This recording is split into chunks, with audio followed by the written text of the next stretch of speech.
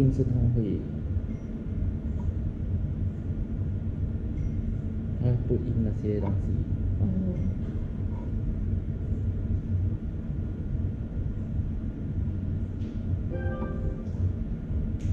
Do you happen to have mouse? No. How to do without mouse? 我的控制把电又坏了。copy and paste 多辛苦啊！捏捏。他已经跟我讲快点毕业了，他不要再继续做这个东西了。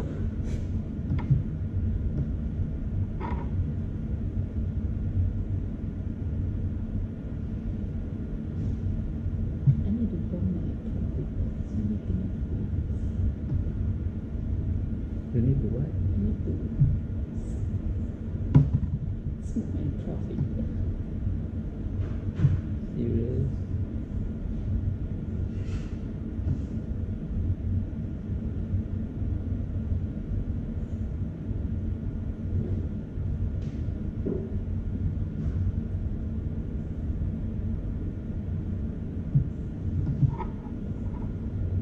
You don't probably require you to meet 他，还是你自己用你？我自己用。你自己用。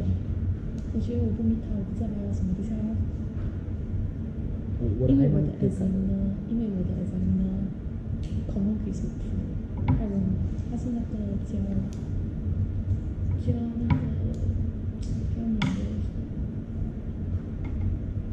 的。demo 是读 examiner。算 TQ。哦，那个可以啦。你那 freaking good。把他的 programming 很好。所以你的 programming 就把它讲好的 see your code。just 有力。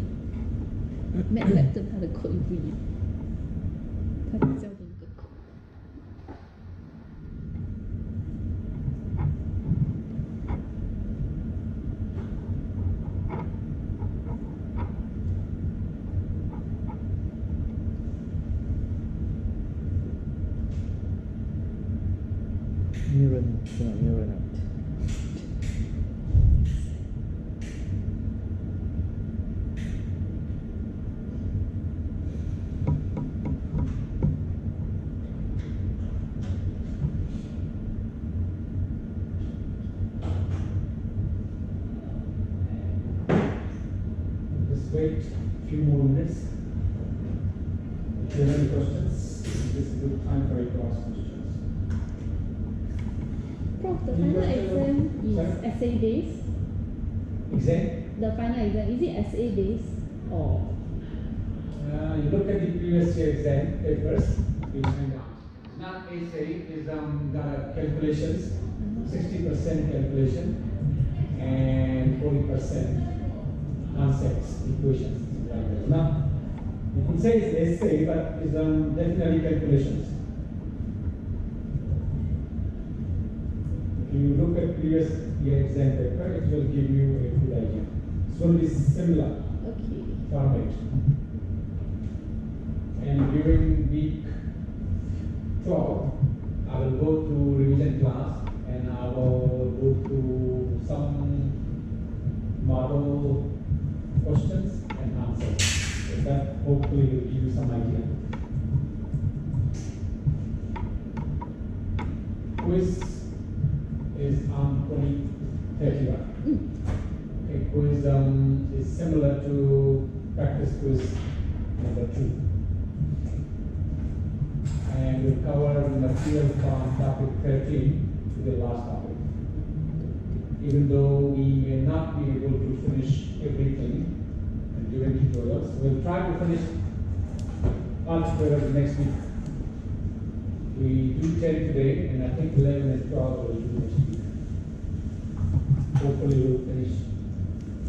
And then you have quiz, and we will have the revision class. Most of the students do very well in exam, because exam is not difficult. So I will tell you where to concentrate. So you should be all right. Average grade is B. Of course, there are a lot A's and very few C. So I expect this year to be the same. Exam is in December, right? Yeah. So far away. So far away. fast one. Just close one eyes, you 12 already. Yeah. You should know which lab you have to report first because there are multiple sessions.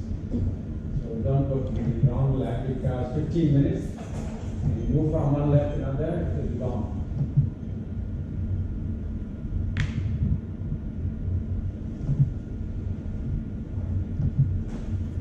I don't know, in Friday class, very few students come.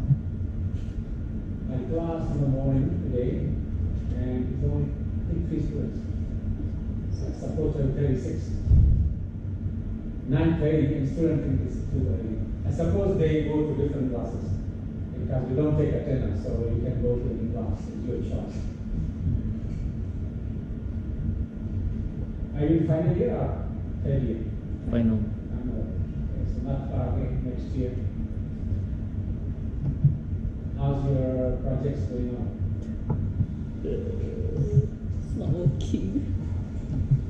Actually, most students, they do their projects after exam.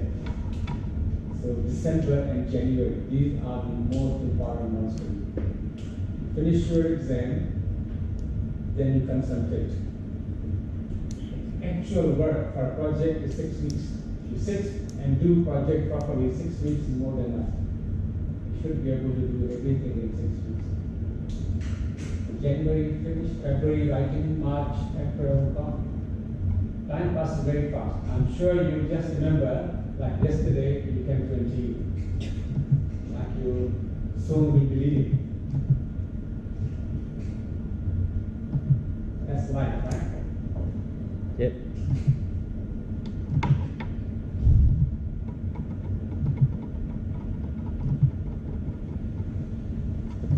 So this now, don't think anybody else will. Okay, what we are going to do today, we're going to talk about firewall, background material, then we go into the tutorial. Now, before I go and talk about firewall, I should tell you that firewalls are not important for exam. Quiz, everything is important. And quiz, we are not really going to check deeper details, just on the surface, the concepts, and basically how the whole thing works. Okay, so there will be things, architecture and different things you don't understand it. It's not a big deal because we are not going to test firewalls this year. Why we don't want to test firewall? Because it's a dying technology. Slowly it's moving away. So we do not need to focus on it. Not really going away, but the basic firewall technology is almost out. The way we use firewall today is completely different because firewalls started 20 years ago when the internet came. And internet has evolved. It's completely different, the way we use it. So firewalls also have to change. So new technologies coming, the basic foundation in the new technology will still be the same. Of course, with the different architecture, different hardware, different software. So we will only cover the basic parts. So what is firewall? As the figure suggests, it is a wall between you and fire. So this case is hardware or software between you and the attacker. So your computer and the attacker, so they don't communicate directly, so all the communication takes place through a firewall. So firewall can be hardware. Hardware can protect the entire network. They could be cheap as $25 and as expensive as multi-million dollars. Software firewalls only protect a single computer, and they again could be free completely or could cost you a lot, but normally they are less expensive than hardware firewalls. So how does the firewall work? So the basic principle is that in computer world, our data is divided into packets because we use packet switching. So each packet has a header and the actual data. So some firewalls look, most firewalls look at the data header, where it's coming from, where is it going, what operating system, what functions. So based on that information, firewall has rules, policies, and based on that policies, then decision will be made whether this packet is innocent or a dangerous packet. So the firewall basically itself is just a box which is trying to protect you. So it sits between your computer and internet. So all the packets coming here, if they are worm, viruses, cookies, they'll be stopped. And if it's innocent packet, they will pass through both directions. Originally, firewalls only operated in one direction. That means all the data from here was not checked, can go through. Only external data coming to your system was filtered. But today, they do it in both directions. Why? Because we know a lot of attacks are because of the internal problems. Now, the internal problems does not mean the people sitting inside your company are doing it on purpose, but because they may not be aware, their computers may have been hijacked, or sometimes we don't even know. Even I'm using my computer, the attacker might be there, might be using for something else without my knowledge. Why they do that? Because if something is inside already, and you want to take another machine, it is easier compared to you come from outside. So that's why it's easier to become internal attacker, and your chances of success are much, much higher. The original concept of firewall was that all these computers, they communicate to the outside world through one gateway. So all the traffic coming here and leaving here only go through this gateway. So if we can monitor that gateway, or that border, or that perimeter, then we will be able to filter bad data. But today this concept is not valid anymore. We don't have one gateway. We have multiple gateways, multiple ways.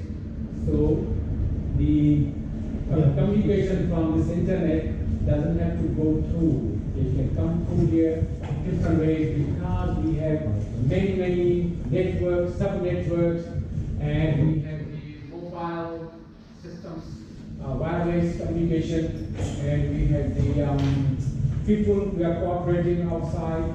We have the people we have outsourced some jobs.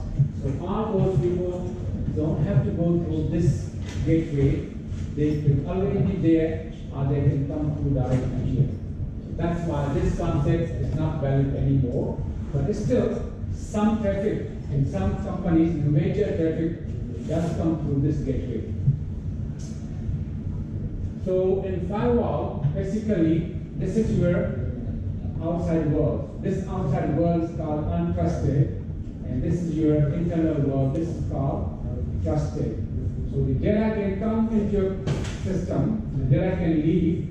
So there could be two types of packets sent, the innocent one and attack one. So when the innocent packets come, they will be allowed, and when the attack packets come, they will be dropped and they will logged. So they will know this is the attack packet and the information will be logged. But the problem with firewalls is they only drop packets which are attack packets. Innocent packets, they will be allowed to pass. This means there could be some suspicious packets. They may be innocent, may be attack packets, because they are not 100% attack packets, maybe. So firewall does not stop that. Okay, it will only drop if the packet is an attack packet. Otherwise, it will not drop it. So that is one of the drawbacks of firewalls. So firewall in that case will not be suitable, will not secure us. So that's why we cannot just depend on firewall. And that's the reason we need intrusion detection systems, which will look at suspicious packets. Now, whole security of firewall depends on the policy. Because when packet comes, how they decide this is a good packet or a bad packet, that depends on these policies. So how does the policy work? Okay, so the policy will look where the source address, where the destination address. If these are bad servers, bad clients, all these will be in the policy. It's good address, bad address, because bad address already knows which service it's doing, what's the interface, which direction. Then we will decide here based on whatever it is, whether accept or deny. Okay, firewall will only do two things: either reject the packet or accept the packet, depending what is in these fields. Okay, and these fields we cannot just input information and then just say, okay, this will work. Because these fields are constantly changing. We need continuously updating. It's like antivirus program. We need to have updated database. So this must be updated. This means that I buy a firewall, I create a policy, and I don't do anything about it after that, then that firewall will not protect us at all. Because in a company, you need a firewall administrator which must be updating all these at regular frequency, because new attackers come every day. New attackers, they change the IP address and they bring new things, so that has to be updated at constant pace. We cannot just forget about it. Okay, what firewalls can do, that means what they can protect you from is the stop the hackers. If they're coming from bad computer, bad IP addresses, they will be stopped. They can protect your personal information. How can they do that? Does firewall encrypt data? Does firewall authenticate data? Does firewall provide us confidentiality, integrity? Then how they can protect us? We say here, firewall can protect your personal information. The data on my computer, firewall can protect. How? Because it's stopping the attackers, so attackers cannot come to my computer. So that's way. Okay, so why I'm explaining to you, because I've got some emails, because we say here protects your personal information, so must be encrypting data. Firewall doesn't do encryption. So assumption that because attackers cannot come. So suppose I'm in my house, I've got a bodyguard, and he cannot allow thieves or criminals to come and harm me, so I'm safe, right? It's not that I'm in a cage, even they can come, they cannot do anything. So that's how it protects us. If something is coming through email, a virus, and I click on it, of course firewall cannot do anything. So the policy must be updated. If I do not update it, then that will not be safe firewall. Now there are 5 processing models. We are only discussing 3 here. What happened to the 2? Right? So these 2 basically are at the operating system level. Nothing to do with the user. The companies, they decide themselves. We do not know what are the details. So that's why we only discuss here 3. Okay, so the packet filtering and these gateways are proxy servers. So this is for application, for email, for database, for web, and this again at the operating system, at the network base. Okay, so the way they filter data, the way they make decisions, again based on what is the source address, destination, whether it's coming in or going out, and what is the connection. So we start with the packet filtering. Packet filtering is very simple. It has 3 categories. One is static packet filtering. That means each packet will be filtered individually. If my communication has 30 packets, they will be individually filtered in isolation. It doesn't matter whether is the same communication, different communication. They will just take each packet individually without taking the context into account. What is the state of each connection? It doesn't care. Now the next one is dynamic. Now in this case, the rules will be updated dynamically. How they do that? Because they understand the protocol and look at the other neighboring firewalls, and that's how they update. So in a network, so this is great on paper, very good selling point. The real world, it doesn't work like that.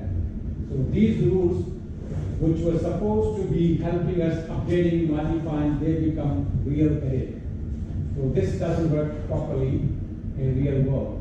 The most useful firewall which we are using today in the main border firewall is called Stateful Inspection Firewall, or SPI. Okay, so the static packet filtering will allow any data unchecked up to level 3.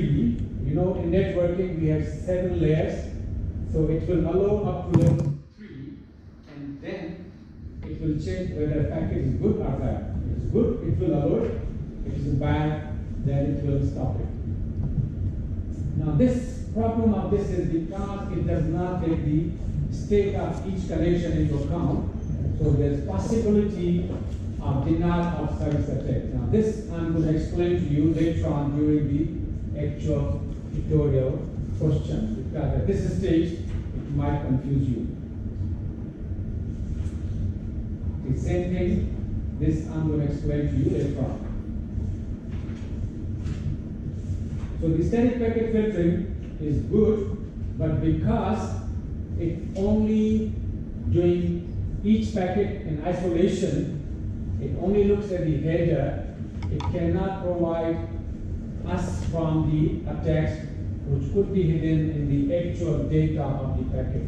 So that's why it's not used as a main border firewall, it's used as a secondary, so we can pre-scan the data and then we pass on to the main border firewall.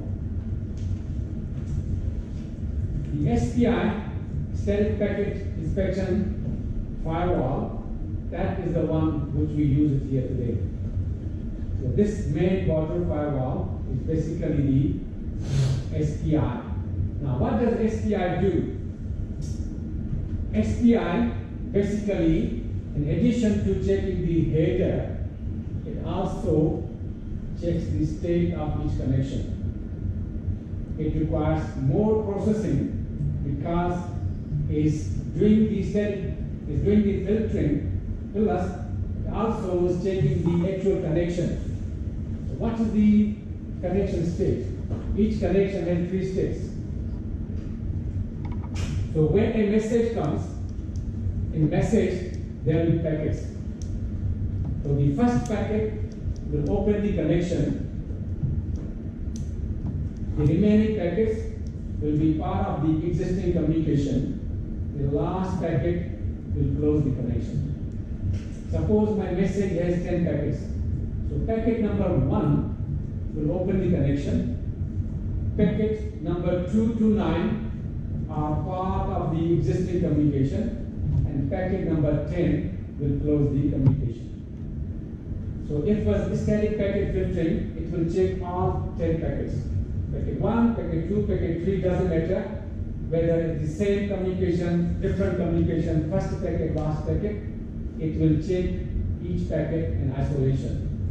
So this SPI, the concept is, if the first packet I checked, it's coming from good source, it's going to a good source, according to my policy, it is okay, then other packets will be the same. Why do I need to check it? Right? So the remaining packets, which are in this case from 2 to 10, so I check the first packet, packet number 1 is good. So if I check packet number 2 to 10, they are the same. Why do I need to check them?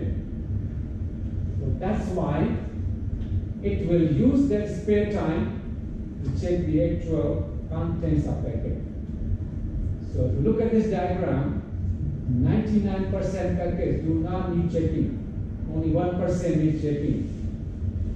So even though this firewall needs additional processing, but because we are only checking 1% of packets, 99% we are not checking, this is still faster. And static packet filtering, even though it requires less time to check, but we need to check everything. Okay, so that's the reason this is still good, provides more security, and that's why it is used as a main border firewall. This example, how it works. Now this table is the policy. It is safe table, so all these addresses, port numbers are safe. Anyone coming or leaving with this information is safe, we should allow. So in this case, we know it's coming from this address, it's going to this address, and that information is already here. So this is safe. So this connection, this packet will be allowed to pass, because according to our rules, our policies, so internal IP, external IP, port numbers, they are exactly this. Okay, so packet is coming from this address, from this port, and going to this. Yes, they both are okay, so this will be allowed. In this case, this thing is suspicious. Okay, so this address doesn't exist. Okay, so again, this port number doesn't exist. We have this address here, but this port number is not there. So it's not here, so this will be blocked. So this will be considered a bad packet. Just looking at the header is no good, so stop it. So the SPI, that's why even though they need more processing, but because we do not need to process all the packets, so they consider low cost, and they are safe because in addition to looking at the header, they also check the actual data. So that's why they dominating today, and in main border firewall, we use them today. Next one is the gateways, application gateways. Now, application gateways are proxy servers.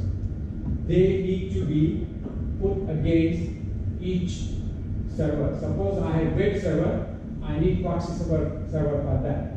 Now, the proxy server or web server cannot protect my database server. On database server, I need another database proxy server. My web server, I need proxy server from my web. So this protects each computer. Now basically this is like a bodyguard. So a user is a bodyguard, and this bodyguard is armed, it's very strong. So when an attacker comes, it will have to overcome the bodyguard first before it goes and attacks the actual user. So in terms of computer, the proxy servers have a very secure operating system. They are not operating on whatever computers are operating. So very trimmed down, secure operating system, and they do not have all applications. They have only essential applications, so they can establish interface between client and a server. Or in other words, it's like a secretary in the office. If you want to see, let's say, a president of MTU, you cannot see president directly. You need to go to secretary. Secretary will find out you have appointment, who you are. If she thinks you are the right person, you do have appointment, and president is waiting for you, she will allow you to go. But if you are not, you are some stranger who has no information, she will not allow you to be the president. So that's how the gateways work. So gateways can allow traffic up to application because they are application gateways, web server, database server, email server. And you can see it's between the server and the client. So when you're talking to server, you basically are not talking to client, you're talking to proxy server. Okay, so in normal, what we'll have, we will have the main border firewall, which will be SPI, and then we will have the proxy servers. So the application, whatever we have, web server will have their own proxy servers. Whatever we have here, they will have own servers. So we have here two levels of protection. And these servers, proxy servers, they can be programmed such a way that they can make automatic decisions. So if there's an internal client and they are misbehaving, they could be stopped from doing certain things. For example, they may not be allowed to write anything on the websites. Now this SQL injection, I'll talk about it later on, because this is one of the more frequent attacks which attackers use it. Now the circuit gateway or proxy servers are at the operating system network-based level, and they work on similar concept, but they are basically to protect the network, and they are at the kernel level. So we don't want to go into the detail, and because they are at the transport level, so they can be allowed information up to this level. So which one shall we use? So SPI is best in terms of security and performance, and that's why it was chosen to be the main border firewall.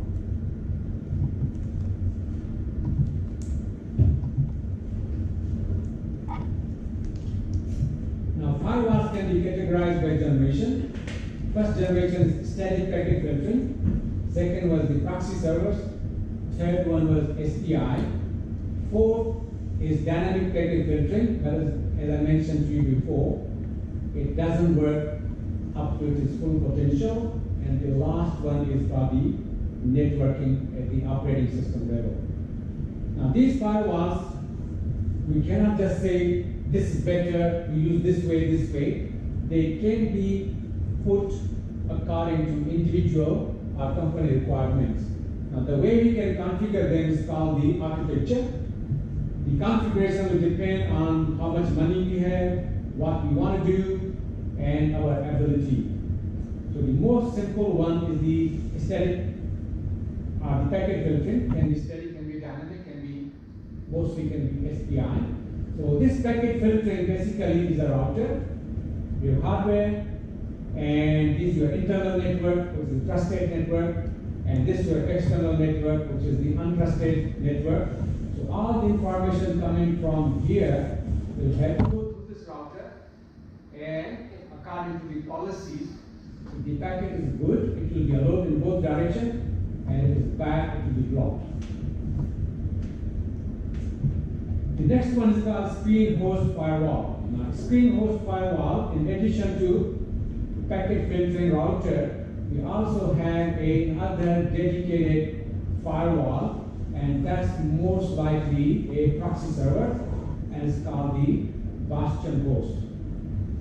Why is it called the bastion host? Because if something happens to it, it will be this one which will be damaged or sacrificed rather than the actual server.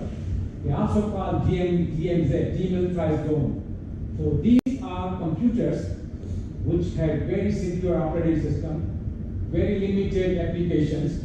So they basically communicate between outside world and the internal servers. So you can see here we have two levels of security. So we have the router, and then the screen information is sent to this, and this will does more processing, and then if found to be good, then it will pass information to this network. Now these screen subnets can be single or dual. That means we could have two here or one. When it's single, so this is the architecture. So we have the router and the single on the host here. There could be dual as well. Now, dual, I think this is not a good picture, even though this shows internal and external. But this is the right one. So you can see here, you have the router here, you have the router here, one for internal, one for external, one for internal, and also you have two hosts, one for internal and one for external. So internal and external. And most importantly, the IP addresses are not known to the because we have the network address translation. So the addresses they will have IP addresses, but they are not the real addresses. So the real addresses, even of these proxy servers, are hidden. Of course, these actual servers are hidden at all, but even they are hidden from this outside attackers. The Screen subnet is the one which provides you more security, and they will have basically multiple hosts, more than 2. Okay, so internal, external, so there are multiple hosts. So as far as you are concerned, you do not need to know the detail of architecture and those things. And as I mentioned to you in the start, firewalls are not important for exam, but in the quiz, definitely there will be questions. Okay, so we need to just know basic concept, and we need to know among the firewall categories, architecture, which one is the most secure. The Screen subnet is the most secure, and we have static filtering, we have the SPI, we have the dynamic filtering. Okay, so we need to know just basic concept how they work. Okay, we do not need to memorize anything, just understand. Some people, when I say don't memorize, some people say maybe we don't even know anything. Of course, we need to have the concept. What's firewall? What I mean, don't memorize. There are people who memorize definition. They don't even know what it means. So that is to me useless. You memorize it, what it means, because in quiz, I'm not going to ask you what's firewall. We have already questions there, solution there. If you understand it, you should be able to choose the right answer. Alright? And the what sort of question can come in the quiz? I've already uploaded practice quiz number 2 question. So we'll be based on that, there'll be MCQ and true and false. Alright? Now, most expert thing, the date of the perimeter. We don't have one single gateway to come to a system. Yes, that's all right. It's not really date. What has happened? The perimeter has extended. Originally, we have only one main gateway. So the traffic coming and going was coming through there. That main gateway is still there, but we have others. So we have extended because of employees, consultants, suppliers, outsourced, all these things. So they may not need to go through the main gateway. We cannot force them. So they will come through other smaller gateways. So it's not really dead. It's basically extended. Yes, we cannot just say we have one gateway. That concept is not valid anymore, but that doesn't mean it has disappeared. It's still there. Before, 100% traffic was coming through this perimeter, but now we have extended with small other gateways, maybe 30-40% here, maybe 60% here, or whichever, depending on the company. So, configuration of firewall is important because if you are a little bit strict, we might classify innocent data as a attack packets, or if we are too relaxed, we might classify attack packets as innocent packets, and that will be quite bad. These are the recommended practice. So all the traffic from trusted network is allowed out. That means any traffic going from inside to the outside should be allowed. When the firewall should not be accessible from public network from outside. That what this means is that we should not be able to telnet remotely log into firewalls. But that's quite bad, right? Suppose I am the firewall administrator. I'm flying today to Changi Airport. 20 minutes before my flight, somebody calls me and tells me we have a problem with firewall. They can't do anything. They don't have user ID password, and they're not supposed to. So can you please log on and figure it out? But according to this rule, we shouldn't do that. Is being a little bit rigid. Why they made the rule firewall should not be accessed from outside. We should be physically present there, we log on to it, and then we should change it. Because if I'm able to log on remotely, my security is based on my password. If hacker cracks my password, and if anybody wants to crack your password, it's possible. There's no way they can't crack it. If they want to crack it, then they can even disable firewall. They can bypass firewall. They can do everything. So that's why it's not allowed. Yes, if I'm really there, so what I should be doing, I should be using maybe VPN, tunneling, something else, encryption. So it shouldn't be. First place shouldn't be. Because in the big organization, there's not only one system administrator. There are few, they work in shifts. So one should be there all the time. Physically should be present. Okay, any questions? No? Okay, then we move on to actual tutorial. Why SPI is preferred, and when a connection comes, what will happen? So SPI is preferred because in addition to the checking of header, they also check the actual contents of data, so it's more secure and checks that the connection, so it provides us more security. When a packet arrives, if it is part of the ongoing communication, then it will be allowed. If packet does not belong to the current communication and it is not opening a connection, that means something is wrong and that will be dropped. Okay, so what's happening? You just take example. Suppose bomb blast occurred. They are the attackers and innocent people together. So in this case, what is happening that the attacker is trying to mix with innocent. It's pretending to be part of the existing communication. So that should not be allowed. Because we have two different communications. So suppose I have communication 1 and we have checked packet number 1 is safe. So all the other packets will be allowed. So in this case, when packet arrives from communication number 2 and is not opening connection, it's trying to pretend to be part of the existing communication, the firewall will detect it and will stop it. Because they haven't checked communication 2. Communication 2, the first packet must open connection.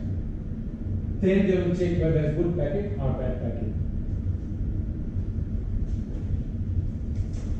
What are the two limitations of static packet filtering? Static packet filtering, it does one packet at a time, so it cannot stop denial of service attack because the context information is not applied. And then it only checks the header. So the actual portion of the data can still be utilized to launch attack. So it cannot prevent it. So that's the reason why it is not used as a main border firewall. It is still good to filter some data, but we cannot depend on it because it cannot stop many attacks.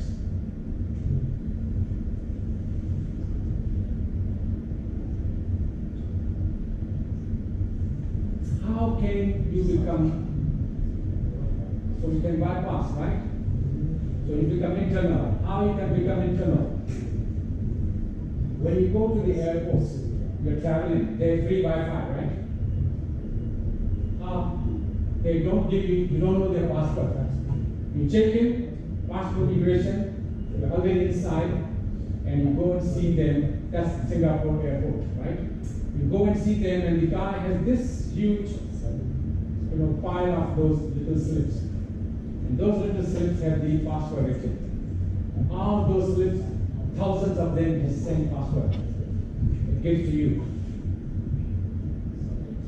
When you go after 3 months, you try use same password. Will it work or not? work, they don't change. I flew to the airport in July. Okay, I was there, I went early, so sometimes I got the free there. So I had that passport kept somewhere, I returned it. And just last week, I went to drop off my wife, she was traveling. So since I was there, so I just give it a try, see whether they've changed their passport or not. They haven't, I was able to log on. So July, it was first of July, I traveled. So July, August, September, October, 4 months, they haven't changed. So I spoke to the one guy who was at the airport. So I spoke to him, you know, this is dangerous. Why don't you change passwords? Why do you give that? And first thing, why your passwords? Why do you have those things? So, well, we do that because otherwise people will come and misuse the Wi-Fi. And I told him, I don't think anyone in Singapore will travel all the way just to go to the airport to use free Wi-Fi. It doesn't make sense, right? Will you ever do that? No, because if you want it, it's free everywhere, right? Almost free. How will somebody go from, let's say, NTU, travel all the way to the airport to have free Wi-Fi? This is dangerous. So that's, if I want to be a taker, I'm already there inside because I don't need to. And how many millions people travel? That means they're very easy to be internal. So you can bypass, you can be internal, they're easy. What the other countries do? Very simple. You go there, you just register, you choose your own password. But that password is valid for life, right? And that's what I was telling them. They said, no, if you give them, every time they can come and automatically log on and they can use. It's the same thing. I don't think somebody will travel just to go to visit airport for free Wi-Fi. I've been to many airports. In fact, I was in USA 1 year. I had to choose my password. Second year I was passing, it's connecting automatically. How much data is cost? This data cost is nothing. The other thing is, today when you work in any organization, you need to deal with different sort of people. You cannot just sit in a corner of your office and you say, I do not want to cooperate with anyone on this project, because there will be projects where there will be multiple people working. You have customers, suppliers, and other people. So, you need to operate. If you do not have this sort of collaboration, you cannot survive. You cannot work. In 1999, I had a student doing PhD. He came in 89. After 1 year, we need to check them whether they are good enough to do PhD or not. In those days, schools had deans, no chairs. And deans happened to be the NTU deputy president as well, and dean of College of Engineering as well. So that means he was a really important person, just second in command after the president. So dean used to have examined, they come and do presentation, and dean used to then make decision whether this student is good or not, because there were not many PhD students in those days. So this student who was working with me was brilliant, very smart, out of the world. So his presentation was great, everything was great, whatever is done is fantastic. So the dean asked him, your work involves engineering and business. Which one do you find interesting? And his answer shocked all of us. And he said, what sort of stupid question is that? And he's telling to the dean. The dean, all of us like this. And the next question is, you should be ashamed before you ask this question. We didn't have anything to say. Wow, I was shocked. And student left. He came to see me after 20 minutes, and he said he doesn't want to do PhD. He just want I should tell him how much more work I should do. He wants to finish master, he finished. I was really shocked. So he went, and after a little while, I got a call, and the lady, she said, I'm his wife. and I'm really sorry what happened. And I said, what happened? What's going on? I don't understand. This is crazy. And she said, don't you know my husband is Asperger's, is a mental disease, is Asperger's patient? I didn't even know those days what Asperger's. That's what it is. So eventually I understood he's mentally unstable, extremely smart. So Dean come to know, we all had sympathy with him, but he just wants to say, no, I don't want to do PhD. In fact, he started complaining about Singapore, this, that, everything comes from his mouth was complain. I don't want to work here, whatever. So he finished his master's, and where is he working? In Singapore. 18 years been working, and he only speaks to his wife. He doesn't even talk to his parents. I get his email from once in a while, so he speaks to me. He's been working here 18 years, company called Oracle, and he's brilliant. They need him. They want him to be promoted. He doesn't want to be promoted. He wants to stay engineer. He only doing coding. Why? Because he doesn't want to deal with other people. He will have people under him. Even they offer him, you go to USA, be head of their one branch. He said, no, if you promote me, I resign. So there are people like that. I mean, we only feel sorry for him. So, but today, he's exception, because company needs him, and that was a long time ago. He started working, long time ago. Today, even if you have a brilliant person like that and wants to work in a company, you cannot get a job. Even if you leave this company with all his experience, all his expertise, nobody will give him a job anywhere in the world. You need to collaborate. You need teamwork. You need to handle these, your customer consultants, because this is normal today.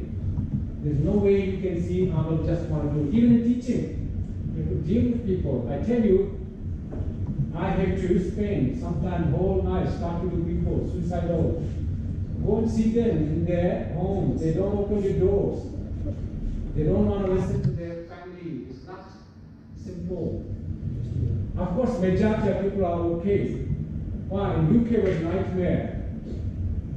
I was the, what we call here, Hall Fellows, our counselor, I don't know what they call them now, they changed, So I was in the hall, and I don't remember any single night when students never had a fight, they never have hit each other with broken beer bottles, because the hostel I was only for rich people. They come from rugby school. The private student, they pay £40,000 to live in that accommodation. And that accommodation, the food serve, whatever is, you've seen the Harry Potter movie? That was actually recorded there. So that hall, the dining hall is like that. And if anyone is late 1 minute, cannot have a meal. So strict. You come there, they stand up, they pray, you eat, and the first course will come, they eat, and they have to come properly dressed, so very formal. And even that, they were fighting almost every night. And I would be woken up to find out. Some to send to hospital, some to police, some somewhere else. Okay, so this is basically what we're talking about, how the simple packet filtering cannot stop a denial of service attack. Now, in order to understand the denial of service attack, let's understand how the actual communication takes place in TCP/IP protocol. TCP/IP protocol is a three-way protocol. That means the client will contact the server. Now, this is in a communication protocol, the data send this 1 bit. So when this 1 bit send bit is 1, the server will know the client wants to talk to me. This client has limited connections. Limited connection doesn't mean a number of connections. The bandwidth is not unlimited, doesn't have unlimited. So some might have connection maybe 10, some billions, some millions, depending. So there's limit to it. So if this server is free, has spare connections, it it will send 2 bits back, send and ACK. So in other words, it will tell the client, yes, I have connections available and we can talk. And then client will confirm.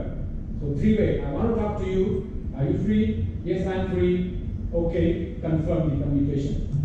So in order to launch a attack, what will happen?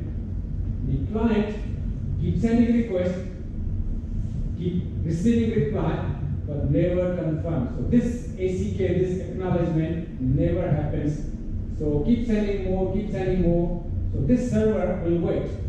So it will initiate the connection, which was initiated by a client. It will try to confirm it and keep waiting until you get a reply. But this reply never comes back. So it will wait for a little while and then it will drop the connection. So the time it drops, there will be so many connections that this server is completely exhausted, out of CPU, out of memory, and most important, out of connections. So when the genuine clients, they want to connect to the server, there's no spare connection available. So that's what will be denial of service attack.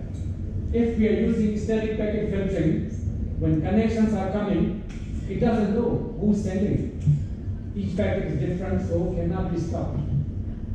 So that's how the static packet filtering cannot stop that connection. How can the SPI stop? Now SPI basically is taking the state of connection into account. Okay, so normally they want to take the data servers wherever there is information, they want to disable it. So again, same way we know is 3-way handshake protocol. So the firewall can be used to counter these sort of attacks.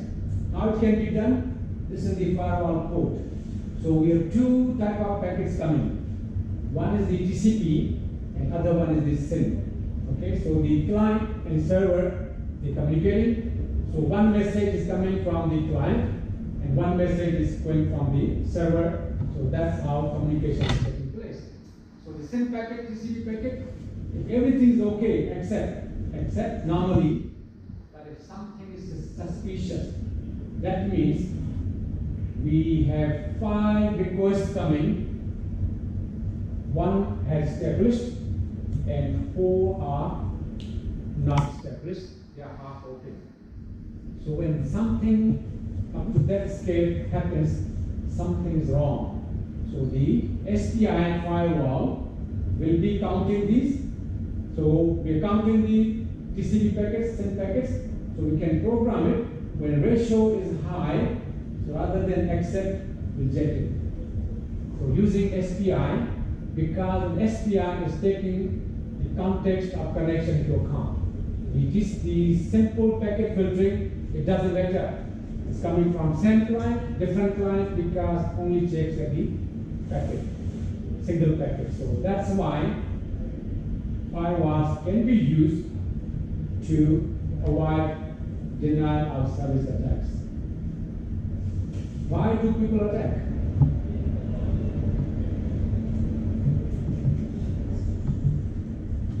People rely on the internet to discover and share ideas with the world.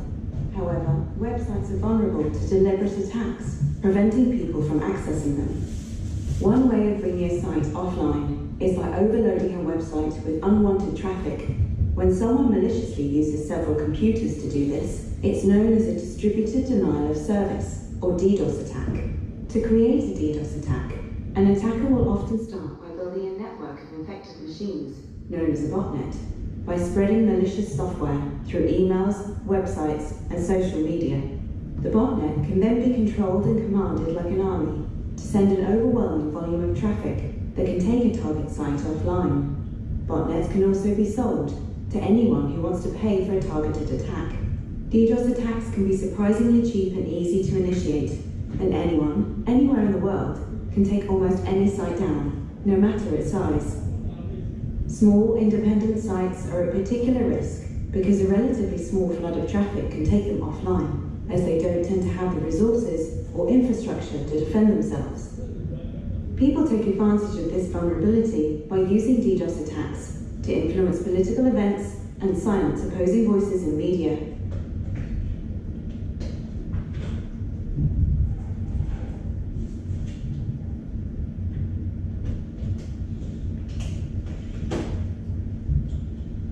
What's honeypot?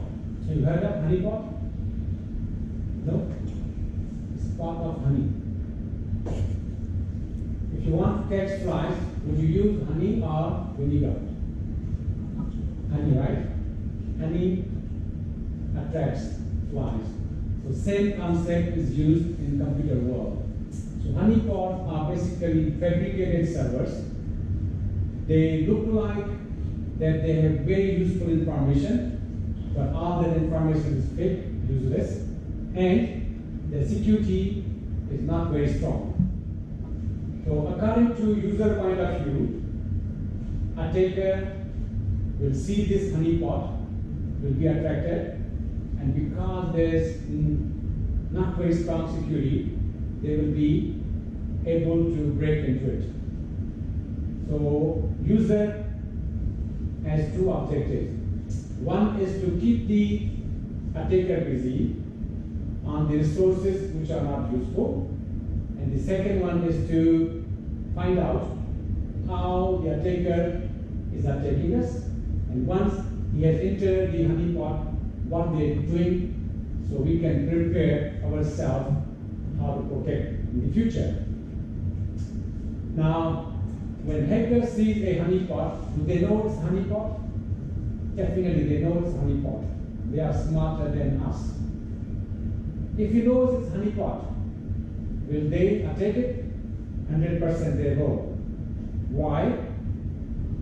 They will attack it with less resources to give user a false sense of security that hacker is busy.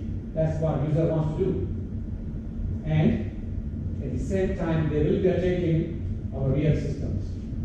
So basically, in honeypot, user is trying to fool the attacker, and attacker is fooling the hacker. Have you heard of something called Great Wall of China? Right? Have you seen it? No? Seen it? Can you see three differences in wall? So originally wall was built to protect them against enemies, right? So they were attacked, so they increased the height of the wall. They were attacked second time, they increased the height of wall again. They were attacked third time. All three times, attackers did not climb the wall. How did they come? They came through the main gate. How? They bribed the security guards and they opened the gates for them. So Chinese did great job building very strong wall, but they forgot to train the people who were protecting the wall, the main gate. The same way, this same thing. Yes, we doing anything, but we forgot there is something called social engineering. In every society, everywhere in the world, there is certain group of people they can be influenced easily, like the security guards at the China wall. So that's why the honeypot wall is not successful. Now, in this example, what we are trying to do is to protect the information according to the value. If information is valuable, the protection level will be different. If information is less valuable, we still need to protect, but we can use simple password and user ID, which is free and available in every operating system. However, if information is very valuable, very sensitive, then we cannot rely on user ID and password. Then perhaps we need digital certificates, we need biometrics, maybe we need even two-factor authentication and other more secure solutions, and maybe in the future blockchain and hash graph. Maybe they will be more secure than the security we are using today. Okay, so that's the purpose of this question given to you here. Okay, so we have had these firewalls days. Cloud computing will kill firewall. We have cloud computing for many, many years. Is firewall dead? Still there. People have made a lot of predictions. Definitely we cannot use firewall as we used to do it many, many years ago. Which things have changed. The way we use firewall has changed completely. We use now multiple firewalls. We have the main border firewall, we have the proxy servers, we have the sub-network, they have their own firewalls, and most importantly, individual computers have firewalls built into them through the operating system. So we have changed, but if you look at these security companies, they're selling you something, it's not, they don't call it firewall. They call it sandwiches or sandbags. So what's sandwich and sandbag? It's something between your computer and the server, the same thing, right? So they're just using fancy terms to make it more popular. And this happens, sometimes you need to change. If you're doing something over the years, people get fed up, they don't want to use it. Look at the university, civil engineering has been with us for thousands and thousands of years. It was many years ago, in NTU, civil engineering school had a hard time to find students. What they did, they changed name to civil engineering and environmental engineering. They do exactly the same syllabus, they do exactly the same thing. When it was civil engineering, of course at that time they had the courses on environmental engineering too. But when they changed the name, wow, it became so popular. Very difficult to get in. ATM, you are IM student or Tripoli? So you don't know school of ATM, right? IM people know. When ATM school was first opened, it was easier to get admission in NUS medicine, difficult to get in ATM school. That's something new, wow, to give impression that you go there and you're going to be making, those artist pieces, and you're going to be billionaire when you graduate. And your art pieces are going to be sold in millions of dollars. And I tell you, those people can't find a job. How many art pieces do you have in your home? How many telephones you have? Right? A lot. So that's the thing. Sometimes we forget. So that's what these people are doing. In fact, the firewall is moving at 10%. If you look at the predictions, there are so many predictions that have gone wrong. The prediction they made in 18th century, that in 2015, they call 50-year prediction, 100-year prediction. So 2015, from 2015, people will not die.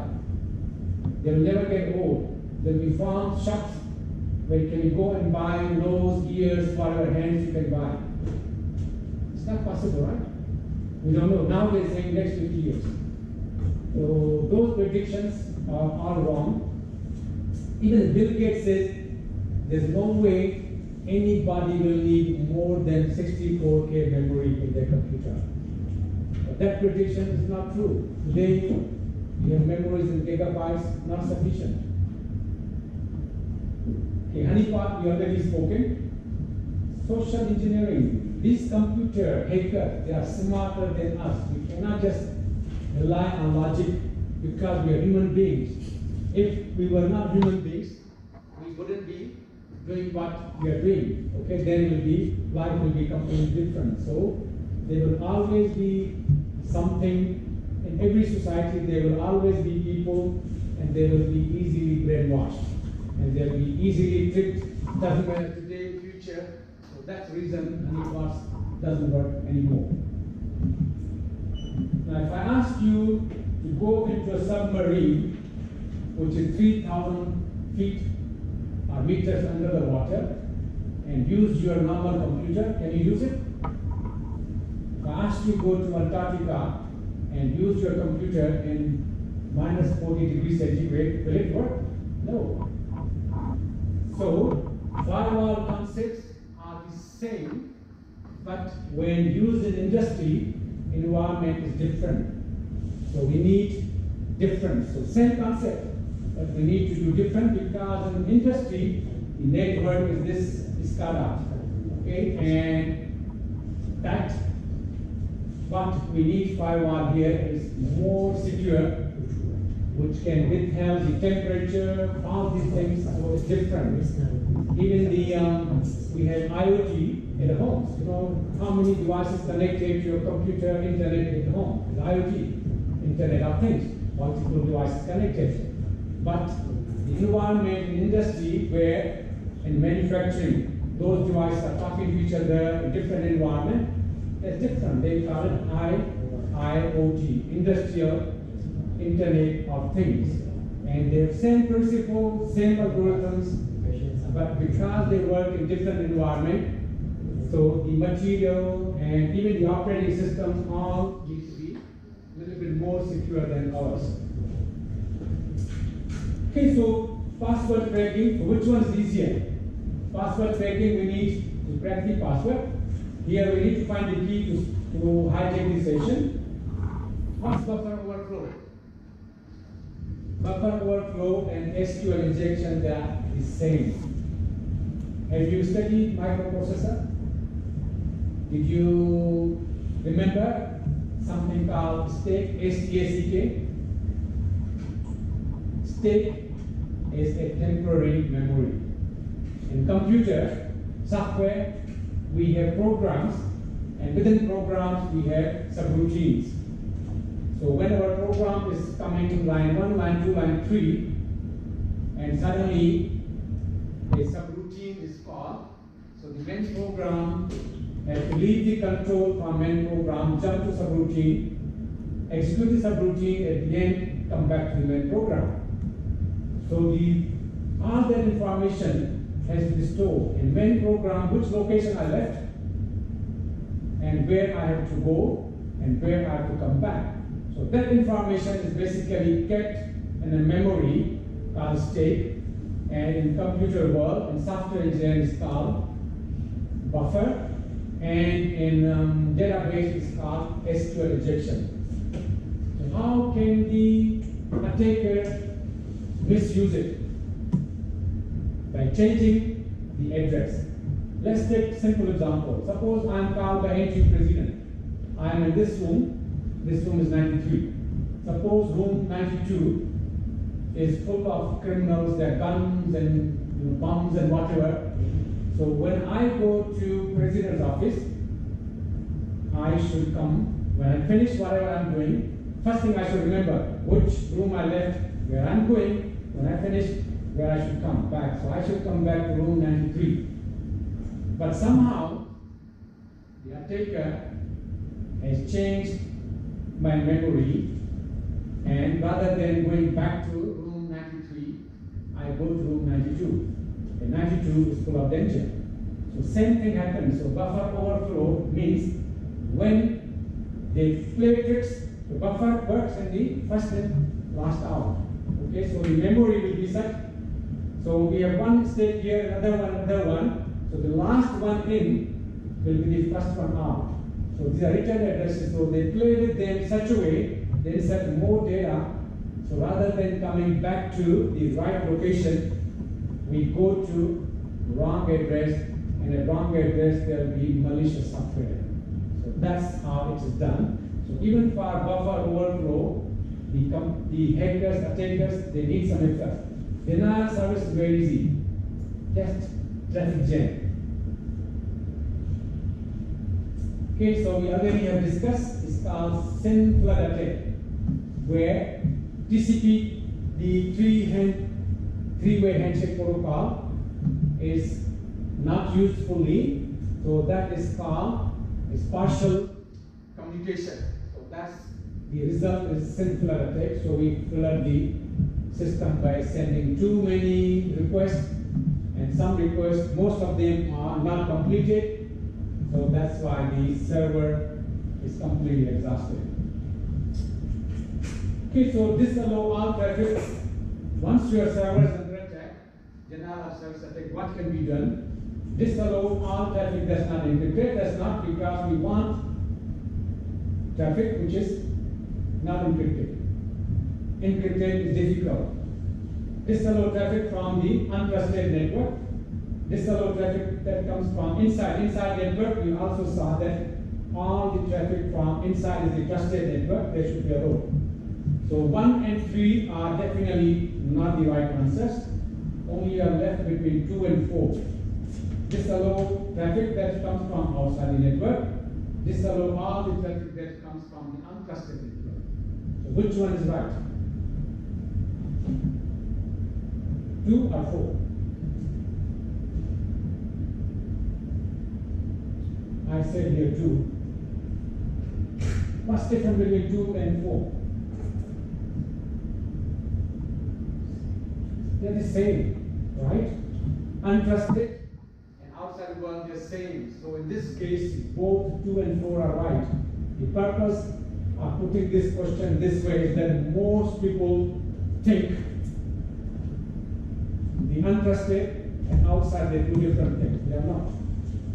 Because outside is untrusted, okay? So both answer in this case will be correct. So it will be 2 and 4, both are right.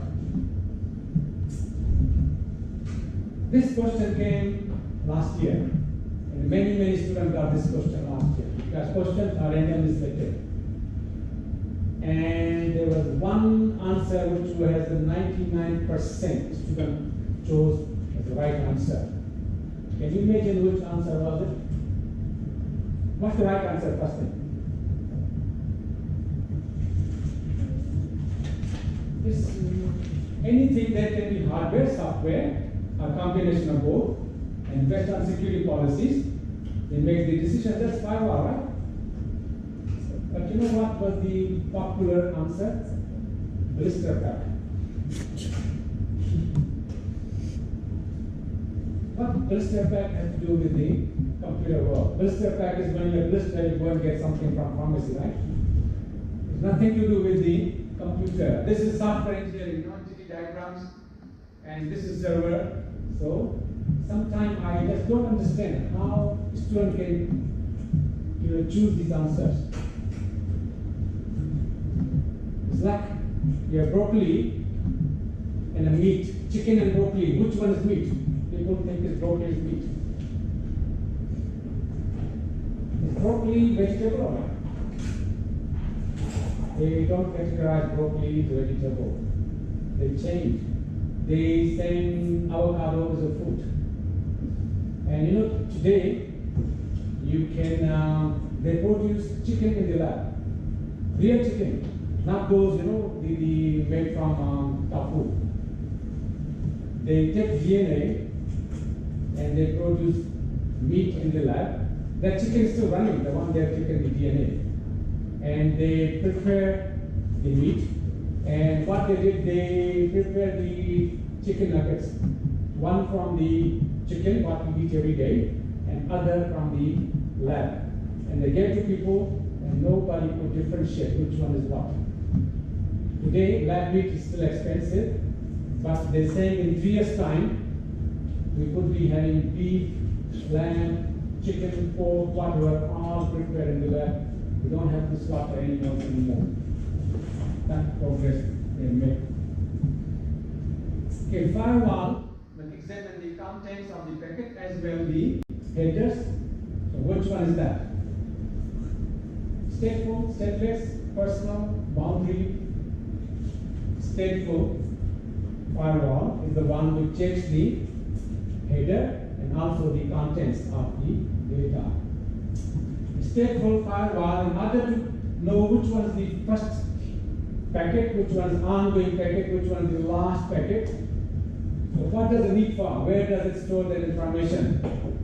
The routing table, switching table, state table, or connection table?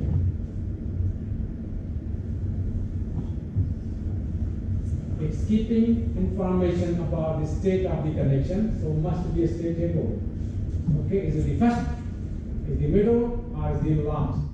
So the SPI must have a state table, and that's where they get information about a message. What is the stage of each connection, a state of each connection.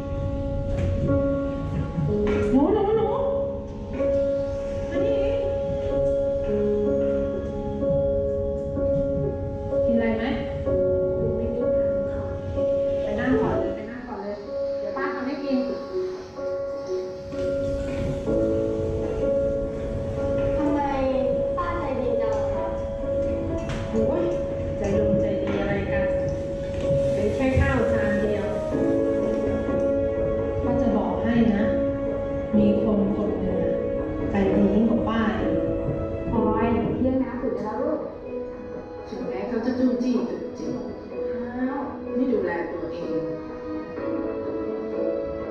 เหนื่อยมาก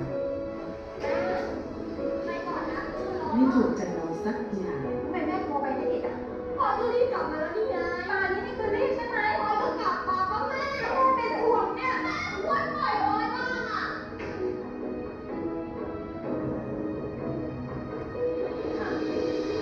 ข้าวผัดไก่ไข่เจียว ไม่ใส่หัวหอม ป้ารู้ได้ไงอะคะว่าหนูชอบอันนี้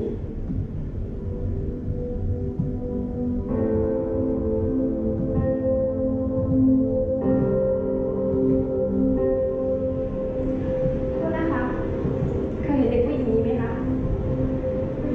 ไม่เคยเห็นอะ ถ้าเจอเด็กคนนี้เขาไม่มีความผิดตัวป้าไม่สงสารเราจริงๆเลย คนที่บอกป้า ก็คือคนที่อยากให้หนูอ่ะ กลับบ้านมากที่สุด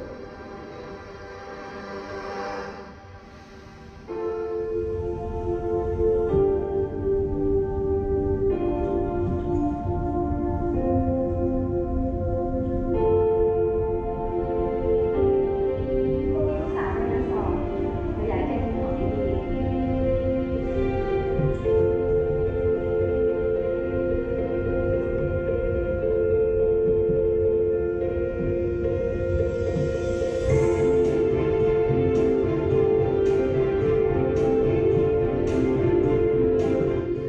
ก็มาได้แล้วแหละ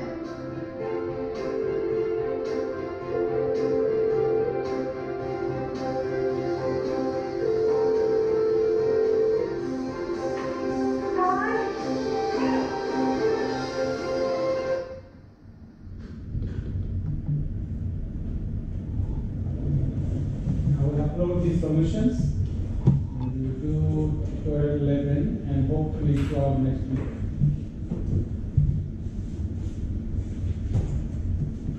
If anyone has any questions, please feel free to ask.